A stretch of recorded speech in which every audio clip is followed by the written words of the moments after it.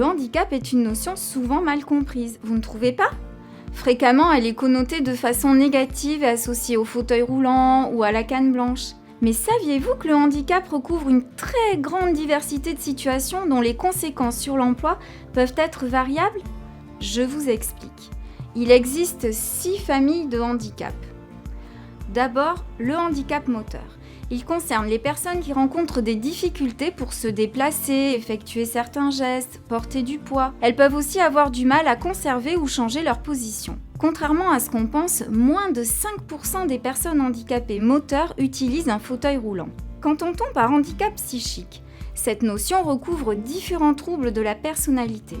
En général, ils n'affectent pas les capacités intellectuelles, mais ont des conséquences sur le raisonnement, la communication, le comportement. Vous suivez toujours ? Alors on passe au handicap mental. Il se rapporte à une déficience intellectuelle. Elle se traduit par des difficultés de réflexion, de communication et de décision. Je suis sûre que vous connaissez par exemple la trisomie 21.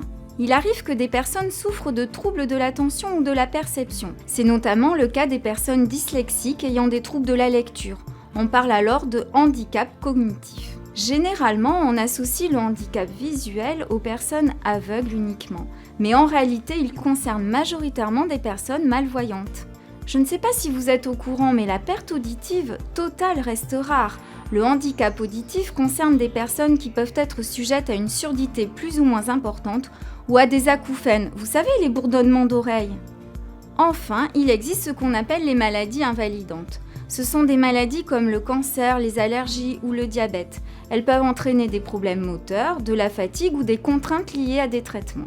Ce qui va peut-être vous surprendre, c'est que de manière générale, 80% des handicaps ne sont pas visibles et que seuls 15% des personnes handicapées le sont depuis leur naissance ou avant leurs 16 ans.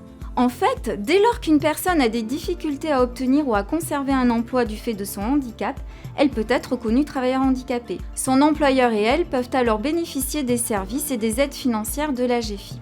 Ensemble, ils pourront trouver et mettre en œuvre les solutions pour compenser le handicap.